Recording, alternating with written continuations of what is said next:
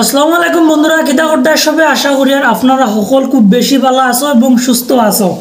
তো মা তৈল গিয়া সিলেটি নাটকের জনপ্রিয় অভিনেতা শিপলু রাহাত আক্কের আলীর বাইর নামে একটা ফেক আইডি খোলা হয়েছে। একটা নাই হয়তো একটা ফেক আইডি খোলা হয়েছে, তবে একটারে খুব বেশি হাইলাইট করছেন সিলেটি নাটকের জনপ্রিয় অভিনেতা আক্কের আলী ভাই। তো এই যে তানোর ফেক আইডিটা খোলা হয়েছে, যে মানুষে খুলিছেন তানোর ফেক আইডিটা, এই ফেক আইডিটা নিয়ে বিভিন্ন আইডি তার মেসেজ কতরা, বিভিন্ন রাজনীতি কতরা এই আইডিটা নিয়ে। তো এই আইডির ব্যাপারে তাই খুব বেশি হুঁশিয়ারি দিয়ে একটা কথা কইছেন।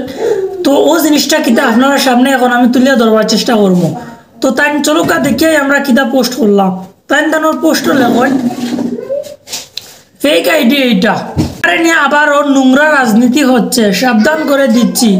যদি 12 ঘন্টার ভিতরে আইডি ডিঅ্যাক্টিভেট না করা হয় তাহলে তোলের বেড়াল আমি টেনে বের করব।